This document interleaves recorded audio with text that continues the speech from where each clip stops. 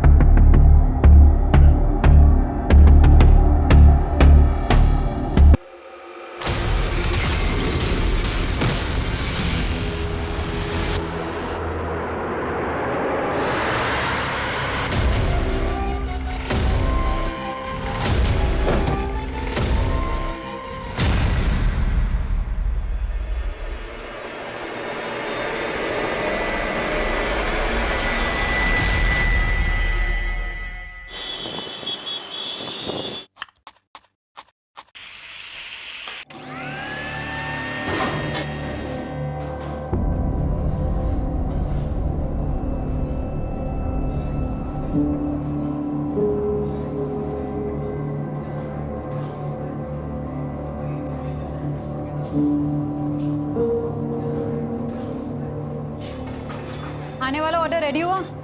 हाँ।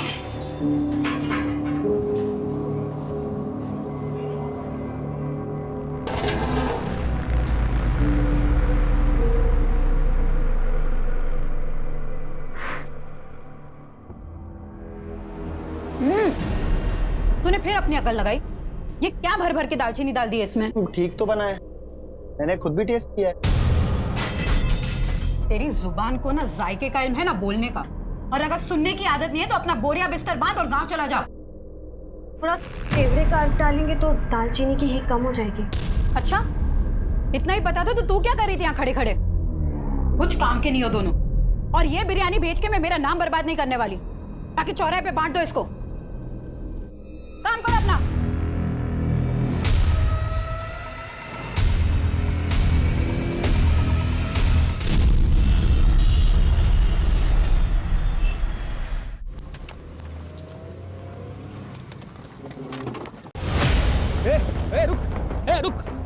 रुक इधर आ। साले रुक।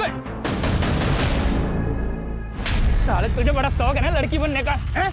अभी तुझे तेरा बताते किसे कहते हैं। साले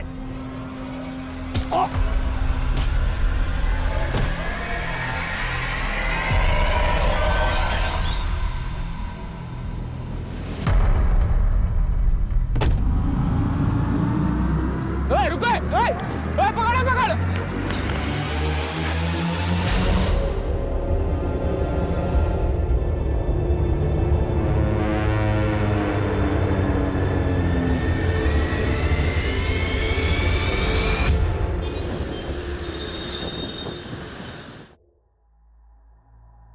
हिना जी, 5 नवंबर को हमारी कंपनी एक बड़ा इवेंट ऑर्गेनाइज करने जा रही है। 5000 लोग आपकी बिरयानी का लुत्फ उठाएंगे। इस बार कोई कसर मत छोड़ना। दिवाकर जी, इतने सालों से आपके मेहमानों को परोस रहे हैं, कभी कोई कसर छोड़ी है जो आप छोड़ेंगे? लेकिन इस बार एक खास डिमांड है। आपकी खिदमत का मार्जिन बढ़ाना है क्या? नहीं, बस खिदमत का तरीका बदलना है। इस बार परोसने वाले लड़के नहीं, लड़कियां होनी चाहिए।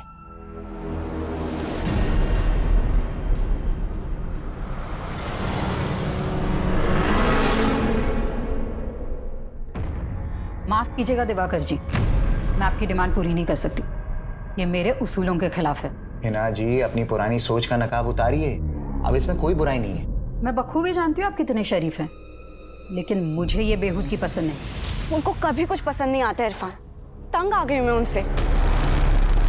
5 नवंबर को पुणे वाले इवेंट में हिना मैडम बिरयानी सप्लाई करने वाली है ना? हाँ, तो हम क्या करें, इसमें हमारा क्या भला होने वाला है? फिलहाल तो थोड़ा प्रेशर कम हो सकता है। मतलब ये कि 5 नवंबर को मैं तुम्हें एक स्पेशल तोहफा देने वाला हूँ। गम और खुशी भी तोहफे हैं जिंदगी के, सबको मिलते हैं। पर कुछ तोहफे ऐसे होते हैं जिन्हें अनरैप करने की हिम्मत नहीं होती हम में। लेकिन अब मैं ये हिम्मत करना चाहती हूँ। मैं वो नकाब अब उतार देना चाहती हूँ। दुनिया को दिखा देना चाहती हूँ कि मैं भी पत्थर नहीं हूँ।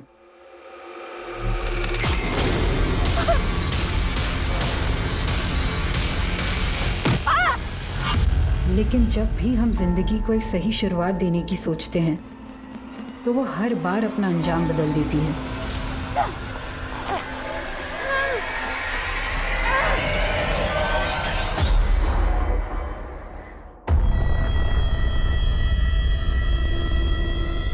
उस्मान, गेट खोल।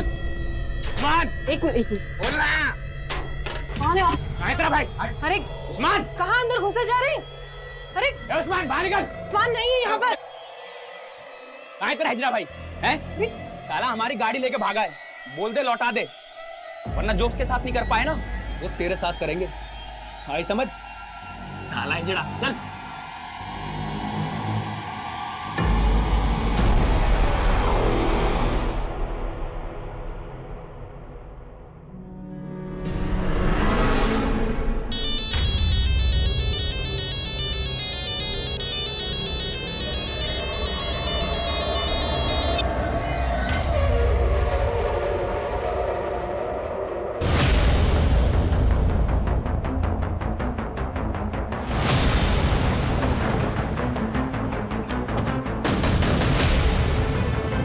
हटिए।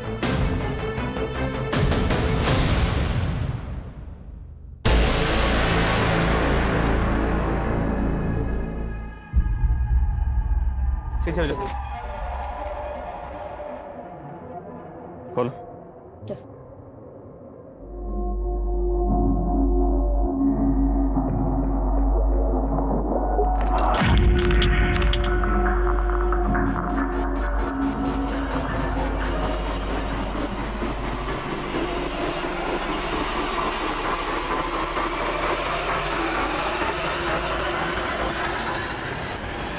नमस्कार, आदाब। मैं अनूप सोनी क्राइम पेट्रोल सतर्क के ब्लैक हेडलाइंस अध्याय के आज के एपिसोड में आप सबका स्वागत करता हूं। हमारी जिंदगी की कुछ बातें ऐसी होती हैं जो हम दुनिया के सामने नहीं लाते हैं। हमारी कोशिश यही रहती है कि दुनिया की नजरों में हमारी वही इमेज बने जो हम उनको दिखाना चाहते हैं। हम में से ज्यादातर लोग अपने अंदर और बाहर दो ऐसी अलग अलग जिंदगियां जीते हैं जो कभी कभी आपस में मेल नहीं खाती हैं। और इस केस से जुड़े लोगों की जिंदगियां भी ऐसी हैं। ये केस पुणे में मिली एक औरत की लाश से शुरू हुआ था, लेकिन इस केस के तार पुणे, मुंबई, महाराष्ट्र से लेकर कर्नाटका, केरला और यहां तक कि वेस्ट बंगाल तक फैले हुए थे।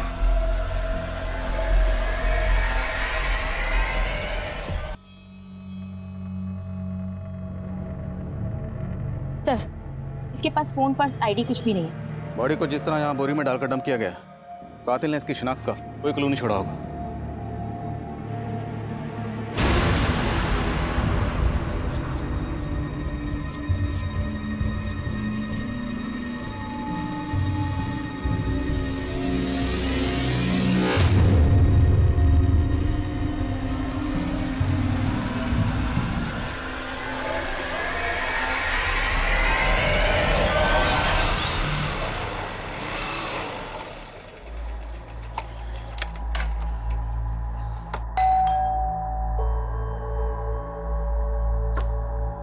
सादिक, आ गया बेटा? सादिक, ये चोट कैसे लगी तुझे? बाइक फिसल गई थी अम्मी। अरे तो डॉक्टर को दिखा के आता था। उसकी जरूरत नहीं थी, कर लूंगा। कहाँ गया था तू? कल सुबह से घर से निकला था और अब लौट रहा है। क्यों मरा जा रहा है उस लड़की के लिए?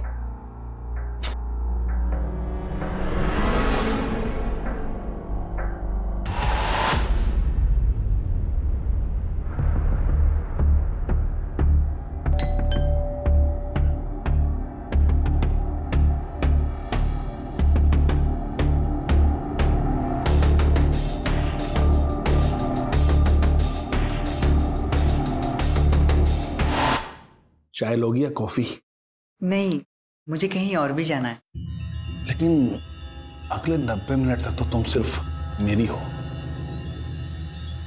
जी, कौन सा मसाज लेंगे? Deep tissue. तो चले शुरू करें।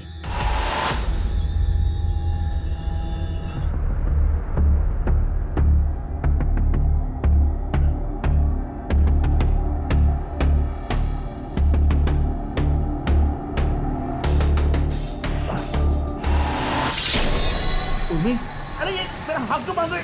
अरे अरे मैंने ही बुलाया था तेरे को। कब?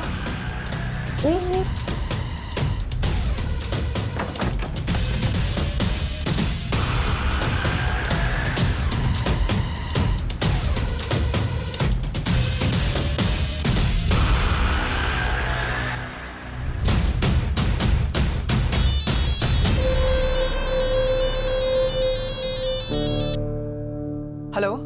उस्मान कहाँ है तू? हाँ दीदी, मैं थोड़ा काम में फंसा हूँ, मैं आपको कॉल करूँ? देख झूठ मत बोल। और ये गाड़ी किसकी उठाई तूने? अरे दीदी, मैं झूठ क्यों बोलूँगा आपसे? अच्छा आप थोड़ी देर रुको ना, मैं आपको कॉल करता हूँ, ठीक है? बाय दीदी। अरे उस्मान सुन।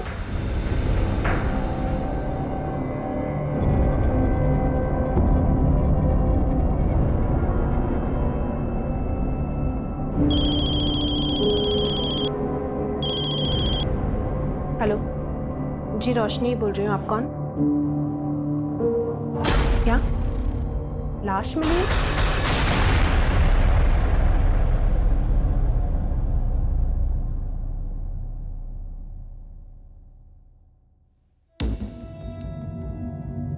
सर, इस औरत के सर और माथे पे जो जख्म है उसमें स्टोन के कुछ टुकड़े मिले हैं। मतलब इस औरत के सर पर किसी भारी पत्थर से लगातार वार किया गया। लेकिन इस औरत के नेक बोन में भी फ्रैक्चर है और हत्या गला दबाकर ही की गई है।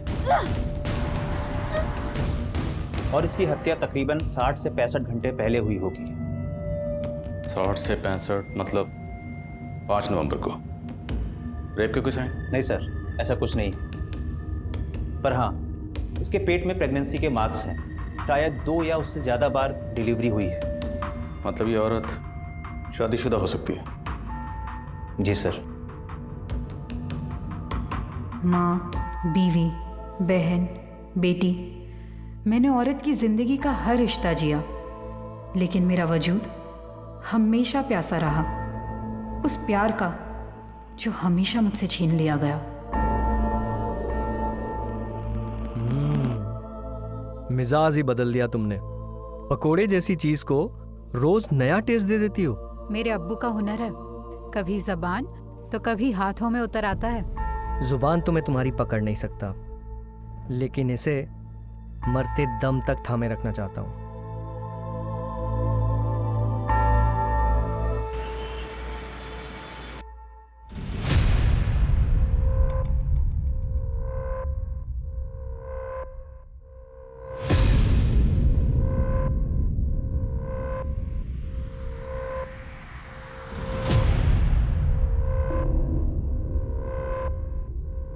ये नहीं, ये वो नहीं।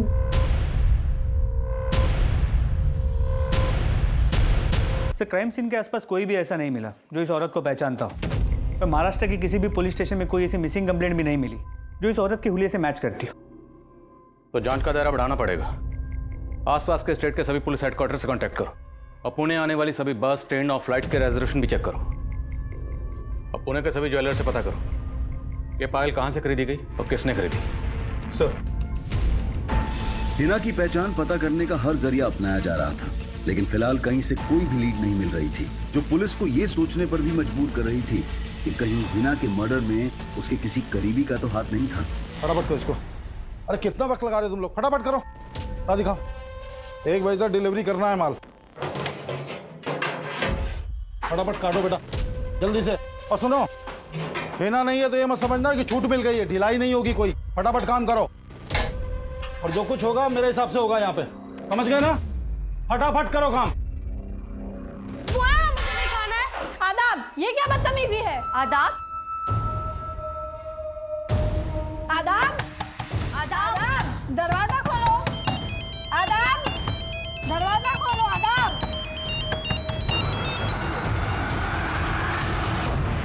इरफान, मैंने बोला था ना मुझे फोन मत करना। हाँ तो मुझे अवॉइड करने से तुम्हारी तकलीफ कम हो जाएगी क्या आना? तुमसे मिलकर कौन सी तकलीफ कम हो जाएगी मेरी? यार तकलीफ में सिर्फ तुम ही नहीं हो ना, मेरी भी तो प्रॉब्लम समझो। प्लीज एक बार मिल लो। ठीक है, बताती हूँ। किससे बातें कर रही थी? आप क्यों ताका झाकी करती हैं?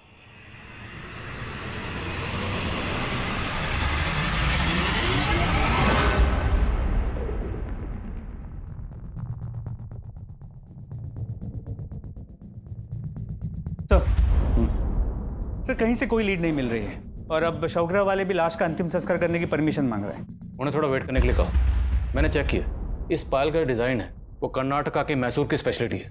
मतलब चांसेस है कि ये औरत मैसूर की हो सकती है। पॉसिबल है, लेकिन मर्डर हुआ पुणे में।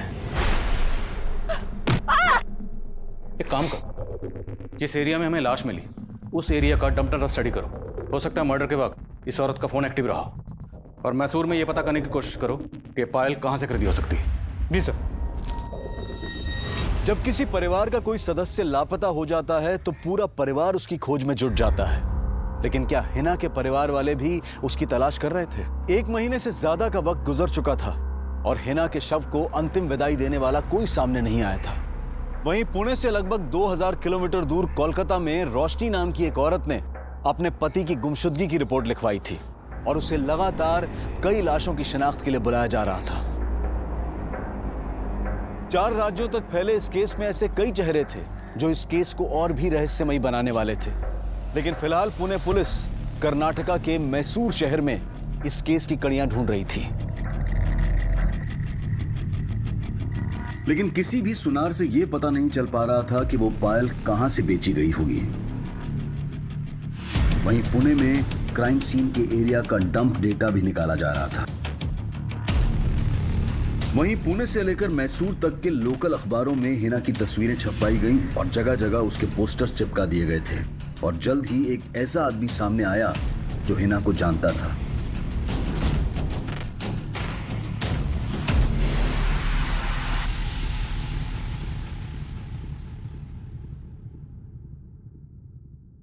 हिना शेख नाम था इस औरत का?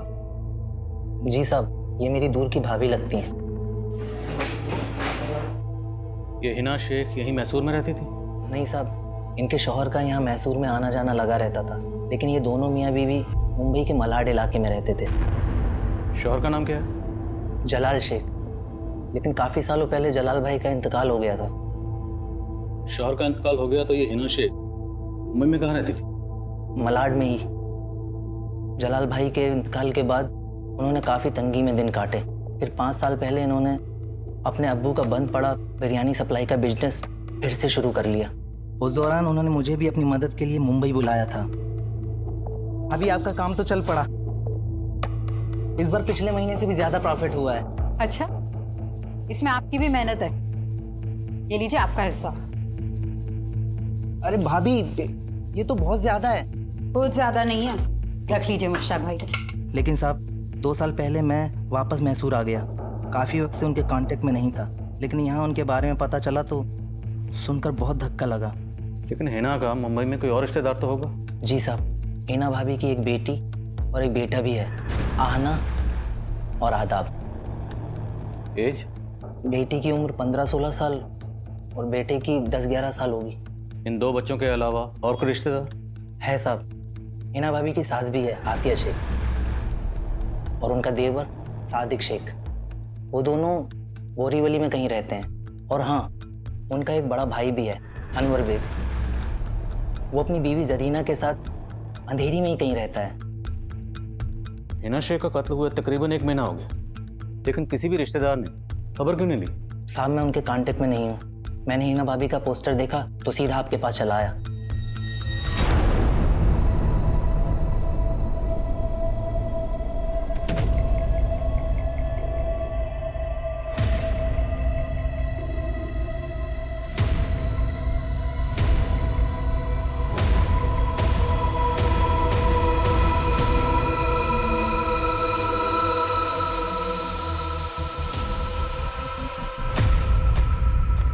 आपको गलतफहमी हो रही है सर। हमने तो हिना की गुमशुदगी की रिपोर्ट भी लिखवाई थी। कौन से पुलिस स्टेशन में? जी, मलाड पुलिस स्टेशन में। FIR भी लिखवाई है सर, ये देखिए। आपने FIR में लिखवाया कि हिना 5 नवंबर की सुबह नासिक गई थी? हाँ, वो आना से नासिक के बारे में ही बोल के निकली थी। लेकिन हमें हिना की लाश यहाँ 6 नवंबर को पुणे में मिली। हिना पुणे क्यों आई होगी? यहाँ कोई है जिससे मिलने आई होगी? सर, पुणे में LNC नाम की एक इवेंट कंपनी है। अम्मी इनके इवेंट्स में बिरयानी सप्लाई करती थी। 5 नवंबर का भी ऑर्डर था, पर घर से निकलते वक्त अम्मी बोली कि वो नासिक जा रही है। आदा, बेटा मुझे काम से नासिक जाना, आने में देर हो जाएगी। दोनों भाई बहन लड़ना मत। पर अम्मी आज तो 5 नवंबर है ना, पूना के इवेंट में बिरयानी का ऑर्डर था और अब नासिक जा रहे हो। तो मेरी काम की बातों पर गौर करना बंद कर दे और अपनी पढ़ाई पे ध्यान दे। शरारत नहीं।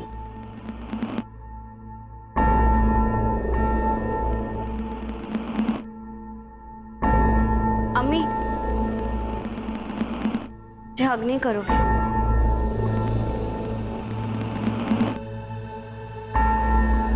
चलती हूँ, दोनों लड़ाई मत करना।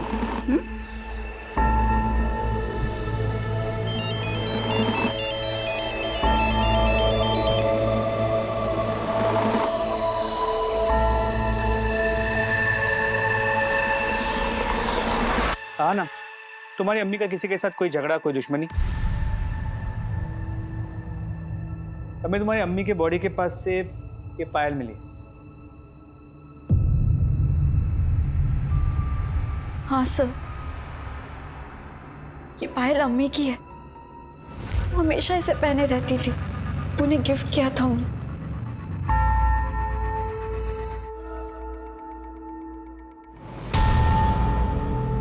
सर, क्या मैं ये पायल ले जा सकती हूँ?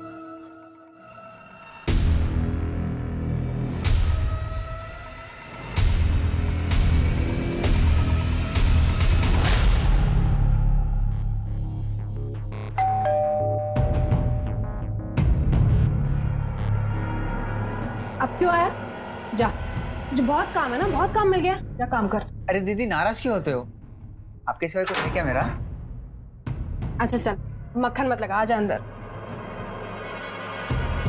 अच्छा दीदी, रफीक भाई कहाँ है? क्या हुआ दीदी, सब ठीक तो है ना? अब तू ये सब छोड़ना, कल तू बैठ, मैं तेरे लिए अभी चाय पानी लेकर आती हूँ, ठीक है?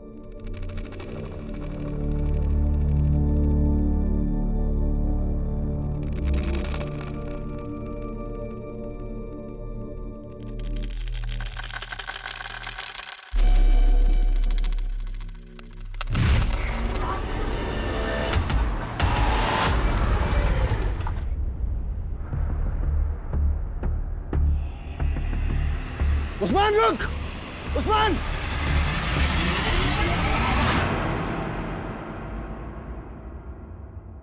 चल, चाय पी।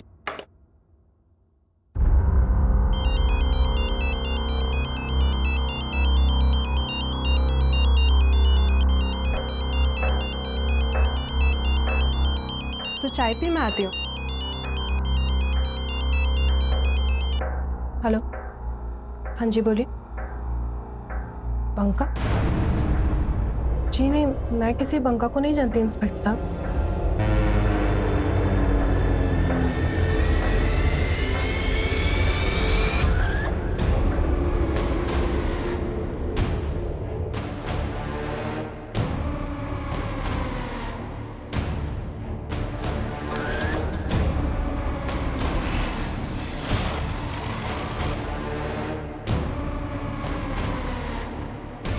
हिना के रिश्तेदारों ने उसकी मिसिंग कंप्लेंट फाइल की थी। हमें इस बारे में क्यों नहीं पता चला?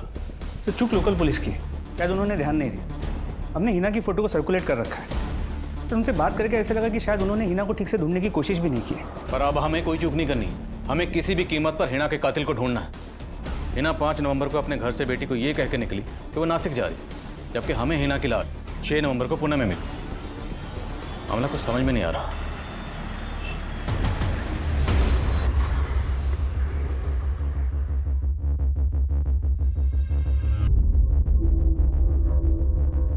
हाँ सर, हमने हिना को 5 नवंबर के इवेंट का ऑर्डर दिया था, लेकिन वो हमारे टर्म्स के मुताबिक काम करने के लिए तैयार नहीं थी, इसलिए हमने ऑर्डर कैंसिल कर दिया। लेकिन ऐसी क्या टर्म्स थी आपकी जो आपने इतने पुराने वेंडर का ऑर्डर कैंसिल कर दिया? सर, दरअसल हिना अचानक से अपना प्राइस बढ़ाने लग गई, इसलिए हमने उसका ऑर्डर कैंसिल किया और दूसरे को ऑर्डर दे दिया। आपने ऑर्डर कैंसिल कर दिया था तो हिना पुणे क्यों आई थी? सर, वो मैं कैसे बता सकता हूँ। गिनवा के रखो उसको पूरा और भर के रखना इसको ना, संभाल के, ठीक है? आना बेटा, मैंने बोला था ना सब संभाल लूंगा मैं। अब तुम घर जाओ, बिल्कुल फिक्र मत करो, अपना और आदाब का ख्याल रखना। अच्छा, एक और जरूरी बात थी, ये कंपनी का जो अकाउंट है उसका नेट बैंकिंग का पासवर्ड क्या है? तो वेंडर लोग के फोन आ रहे हैं बार बार पेमेंट के लिए। सर हिना के कॉल रिकॉर्ड चेक किए। 5 नवंबर की सुबह उसने 2 बार दिवाकर को फ़ोन किया था और उसके बाद उसका फ़ोन मुंबई से पुणे की तरफ ट्रैवल हुआ और 5 नवंबर के शाम 5 बजे उसका फ़ोन पुणे में स्विच ऑफ हुआ। यानी उसी दौरान जब उसका कत्ल हुआ। तो मैंने इस दिवाकर की फील्डिंग लगा दी।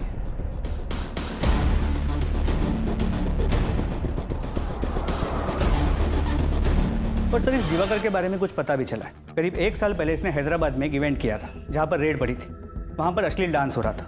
इस दिवाकर पर गर्ल्स ट्रैफिकिंग का आरोप भी लगा था, लेकिन बाद में उसे उस केस में क्लीन चिट मिल गई थी। पर हम इस दिवाकर को क्लीन चिट नहीं दे रहे। हिना की बेटी का कहना है कि हिना घर से ये कह के निकली कि वो नासिक जा रही है, जबकि हिना का फोन नासिक नहीं बल्कि पुणे की तरफ ट्रैवल कर रहा था। मामला क्या है?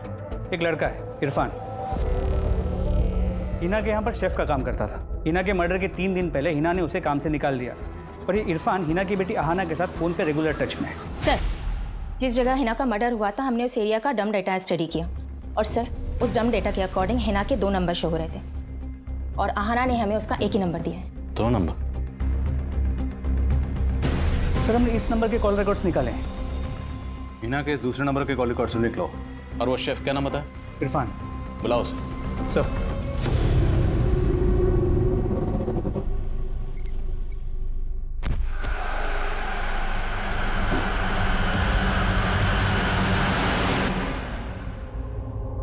सर मानता हूँ कि हिना मैडम ने मुझे जॉब से निकाल दिया था, लेकिन मैंने कुछ नहीं किया है। जॉब से क्यों निकाल? ये नहीं बताएगा?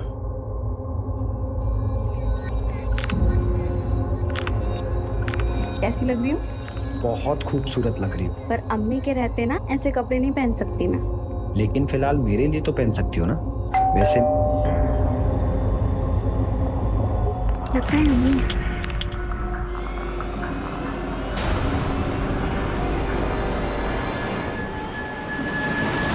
इतनी क्यों देर कर दी तुमने? अम्मी वो मैं वॉशरूम में थी। अच्छा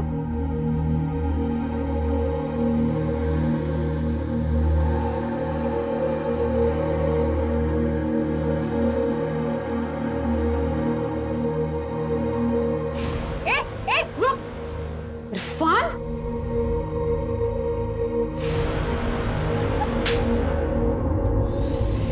सर दरअसल हिना मैडम को मेरा और अहाना का मिलना पसंद नहीं था, बस इसीलिए उन्होंने मुझे जॉब से निकाला था। फिर तूने क्या किया? सर सच में इरफान ने कुछ नहीं किया। फिर तुमने हमसे झूठ क्यों बोला? तुम्हारी अम्मी नासिक गई थी, जबकि 5 नवंबर को तुम्हारी अम्मी पुणे में थी। सर अम्मी मुझे नासिक का ही बोल के गई थी। बेटा मुझे काम से नासिक जाना, आने में देर हो जाएगी। तुम्हारी अम्मी के पास ये एक और नंबर था जो हमने ढूंढ के निकाला। ये नंबर तुमने हमें क्यों नहीं दिया?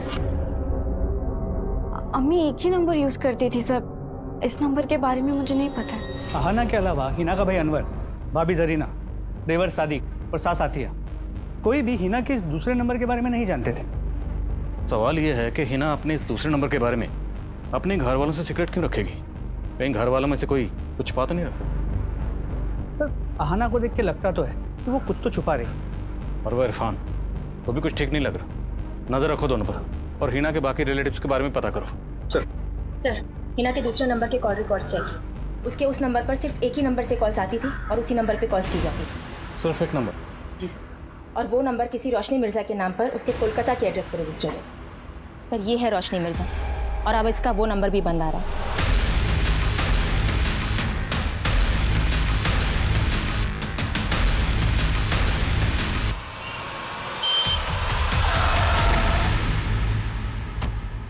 सर आप जिस रोशनी मिर्ज़ा से मिलने आए हैं उसने करीब 1 महीना पहले 3 नवंबर को अपने पति रफीक मिर्ज़ा की मिसिंग रिपोर्ट फाइल की थी और कुछ दिन पहले हमें रफीक की लाश मिली थी।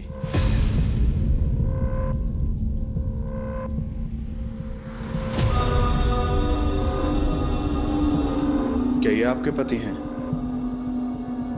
3 नवंबर को रोशनी के शौहर का यहाँ कलकत्ता में मर्डर हुआ और 5 नवंबर को हिना का पुणे में।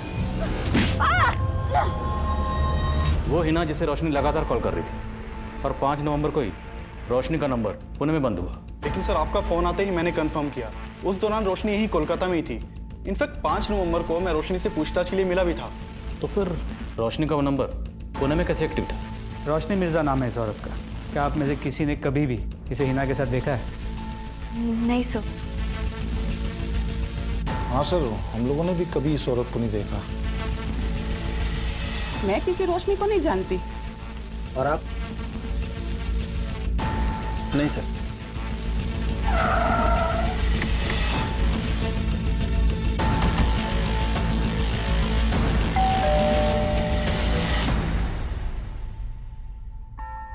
सर मैं ऐसा कोई नंबर इस्तेमाल नहीं करती थी, ये मेरा नंबर नहीं है।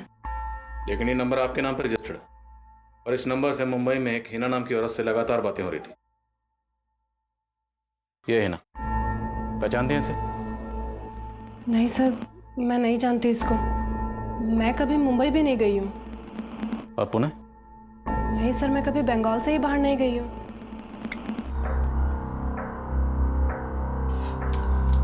क्यों उस औरत के गम में अपनी जिंदगी बर्बाद कर रहा है और साथ में मेरी भी?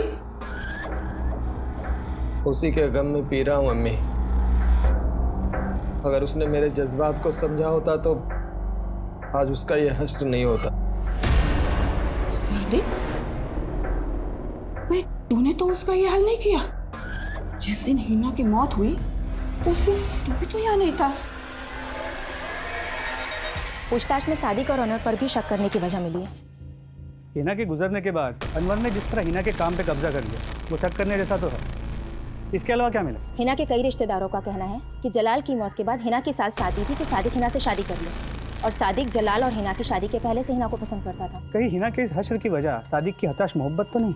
और सर, ये सादिक 5 नवंबर को मुंबई में भी नहीं था और उस रात उसका फ़ोन भी बंद था। एक मिनट। हाँ बोलो यादव। सर ये दिवाकर तो काफ़ी अलर्ट लग रहा है। घर से ऑफिस, ऑफिस से घर, उसके पीछे जाके कुछ खास हाथ नहीं लग रहा है। उसका फ़ोन भी सर्वेलेंस पे, लेकिन वो कोई गलती नहीं करता। उसका एक चपरासी है, उसका राजदार है। इसे हाथ में लेते हैं सर, कुछ ना कुछ ज़रूर बताएगा। ठीक है, तो उसी को हाथ में लेते हैं। सर तुम इस सादिक पे नजर रखो, मुझे दिवाकर में दिमाग लड़ाना पड़ेगा। सर रोशनी के बारे में जो कुछ भी मालूम चला उससे लगता नहीं कि वो कभी मुंबई गई होगी। लेकिन रोशनी के पति रफीक, वो 2 साल पहले तक मुंबई में जॉब करता था। तो हो सकता है रफीक रोशनी का नंबर इस्तेमाल कर रहा है। लेकिन सर रफीक का मर्डर तो 3 नवंबर को हो गया था। रफीक के मर्डर में किसका हाथ लगता है? सर हमें इस बंका नाम के आदमी के ऊपर शक है। साले मेरा 1 लाख नहीं है ना, जान लगेगा, समझा? समझ जा, लाश मारनी है। सर रोशनी ने हमें इस झगड़े के बारे में बताया था। सर रोशनी बंका का नाम नहीं जानती थी, लेकिन उसने बंका की फोटो से उसे आइडेंटिफाई किया था और ये बंका 3 नवंबर से ही फरार है। इस बंका के अलावा और कोई सस्पेक्ट? जी सर। सर हमें रोशनी के छोटे भाई उस्मान के ऊपर शक है। सर जब से रफीक का मर्डर हुआ है ये उस्मान भी गायब है, लेकिन रोशनी नहीं मानती कि उस्मान रफीक का मर्डर करेगा। तो फिर ये उस्मान गायब क्यों है? सर फिलहाल तो इसका कोई लीड नहीं मिला है, लेकिन हम उस्मान की तलाश कर रहे हैं। कहीं ऐसा तो नहीं है उस्मान ही अपनी बहन का दूसरा नंबर इस्तेमाल कर रहा था और रोशनी झूठ बोलकर इसे बचा रही है?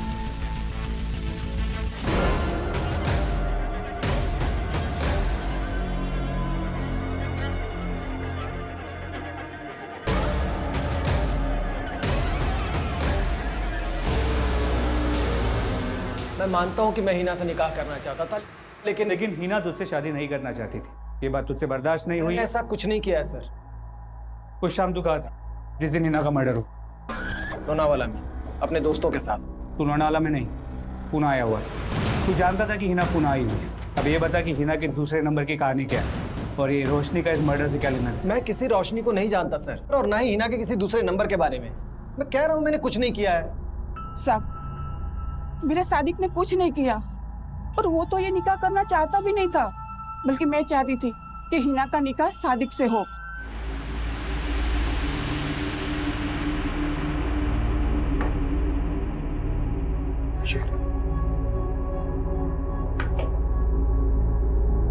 देख बेटा, जलाल के जाने का गम कभी नहीं भरेगा, पर मैं तुझे और तेरे बच्चे को ऐसे मायूस नहीं देख सकती। और मेरे कहने पर सादिक तुझे अपनाने को तैयार है, निकाह कर ले इससे। ये आप क्या कह रही हैं अम्मी? सादिक मेरे भाई जैसा है। साहब मैं मानती हूँ सादिक थोड़ा गुस्से वाला है, पर हिना को नुकसान कभी नहीं पहुंचा सकता वो।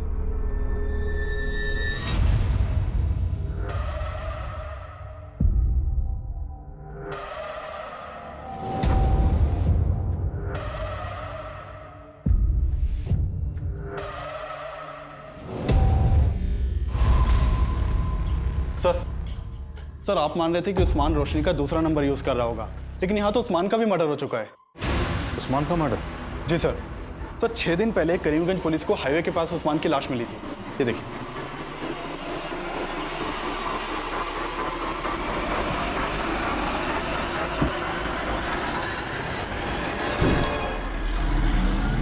उस्मान को कौन मार सकता है? सर फिलहाल इसकी तो कोई लीड नहीं मिली है, लेकिन एक चौंकाने वाली बात पता चली है कि उस्मान किन्नर था। किन्नर? जी सर, किन्नर के भेष में लुटेरा। ये देखिए सर, जिन लोगों को लूटता था उनके सामने औरत बन के जाता था।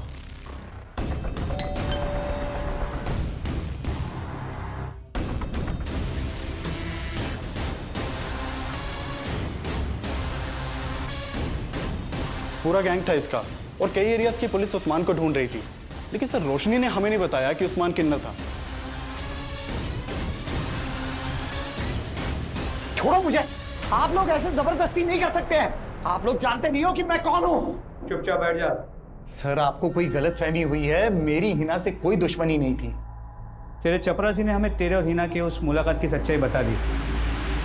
मैं अच्छी तरह जानती हूँ कि तुम्हारी कंपनी इवेंट्स की आड़ में अश्लील नाच और न जाने क्या क्या करवाते हो, इसलिए बेहतर होगा कि मेरी पेमेंट क्लियर कर दो, वरना एक एक को एक्सपोज कर दूंगी मैं।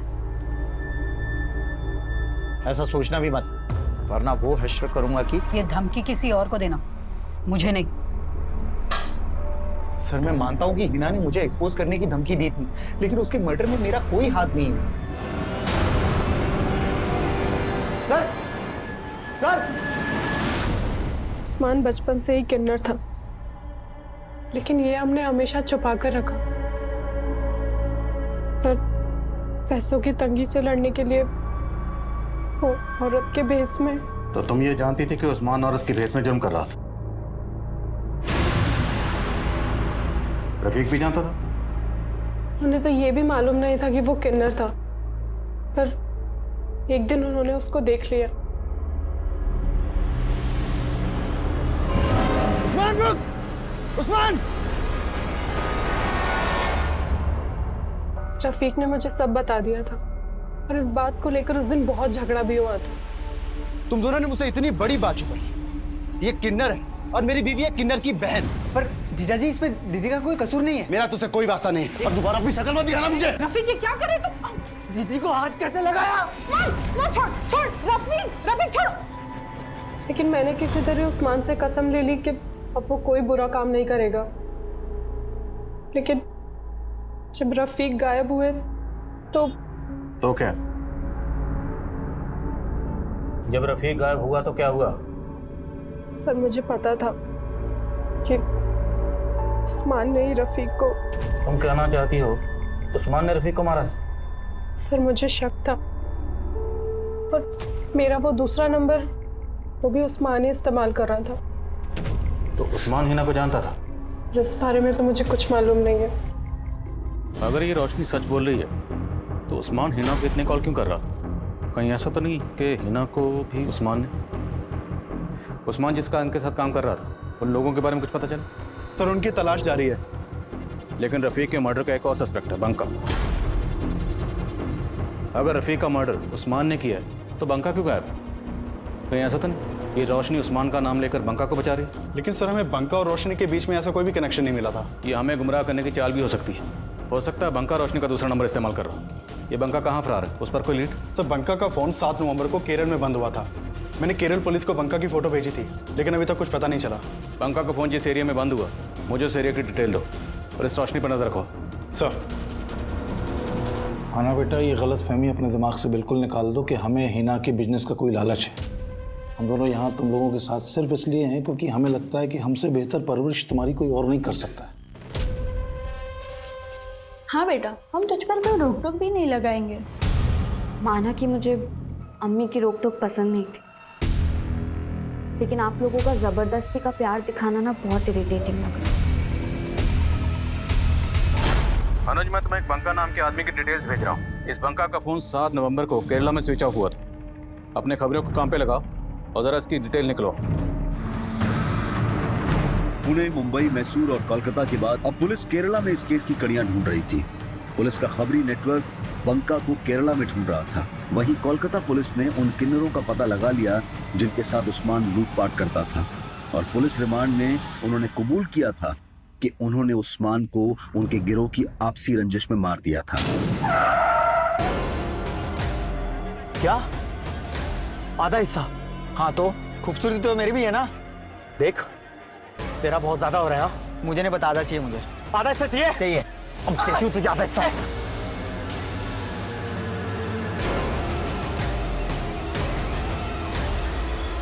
लेकिन क्या उस्मान ने रफीक और हिना को मारा होगा? इन सवालों के जवाब इस केस में एक और घुमाव लाने वाले थे। सर, खबरियों ने बंका की इन्फॉर्मेशन निकाल ली है। वो दुबई भाग गया। दुबई भाग गया? जी सर। यहाँ केरला में बंका जहाँ ठहरा हुआ था उस जगह का पता चल गया। वहाँ फिलहाल कोई अहमद पाशा नाम का आदमी रहता है। हो सकता है उससे हमें कोई बंका की इन्फॉर्मेशन मिल जाए।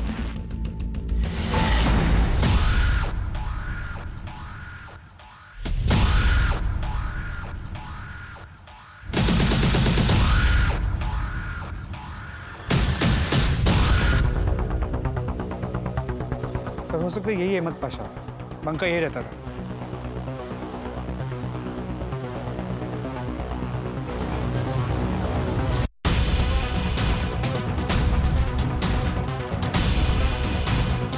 रफीक,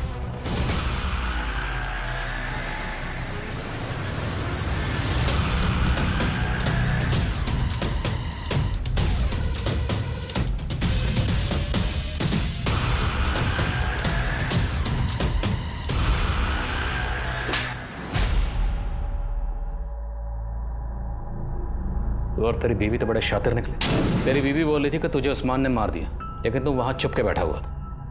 अपनी बीवी के नंबर से हिना को तू ही कॉल करता था ना? नहीं सर, सिर्फ मैं ही नहीं, हिना भी मुझे कॉल किया करती थी। 2 साल पहले तक मैं मुंबई में जॉब कर रहा था। हिना की बिरयानी अक्सर मेरे ऑफिस में सप्लाई हुआ करती थी। हिना, ये लीजिए आपकी पेमेंट का चेक। शुक्रिया। शुक्रिया तो मुझे भी कहना चाहिए। आपकी बिरयानी वाकई बहुत लजीज है। फिर हम अक्सर मिलने लगे। जलाल को खो देने के बाद मैंने अपनी जिंदगी को एक दायरा दे दिया था।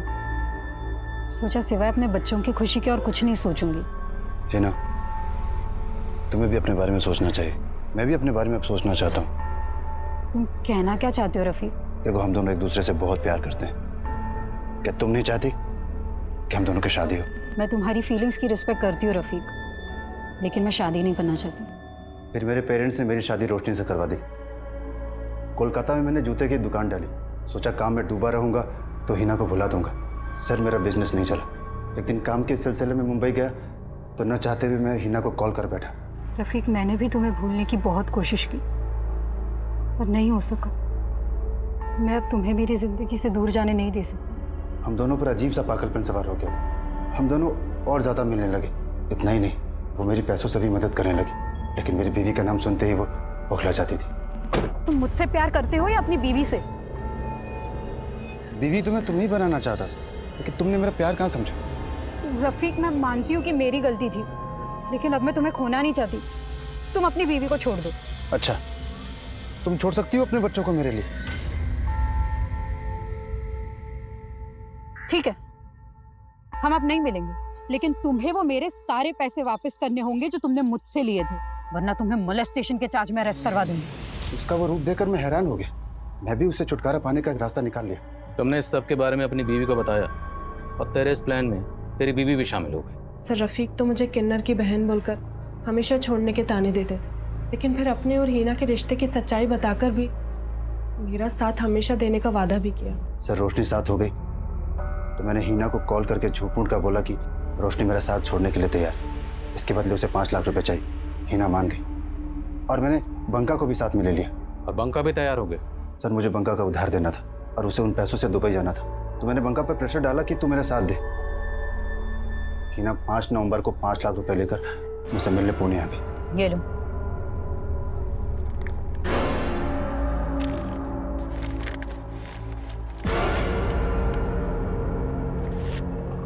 वाका।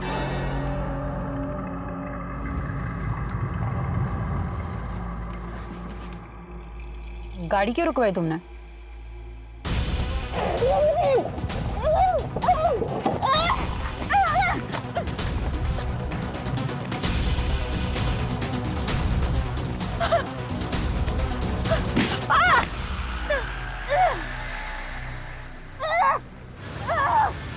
उसके बाद बंका 1.5 लाख रुपए लेकर दुबई चला गया।